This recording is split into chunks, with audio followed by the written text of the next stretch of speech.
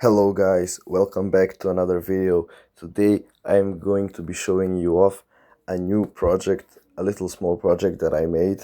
Here it is. This is an ESP32 with an MPU 6050. It has a battery and a charger. So the main idea is, like as you can see, by moving your hand you can also move the robotic car. So I have another ESP32C3 Super Mini on the car itself, and they communicate using ESP now, which is Expressive's own protocol. So it has like about 100 meters of range, and you can do everything you want with it. So we are sending a byte from the controller to the car, and that's how we control it. We have different modes.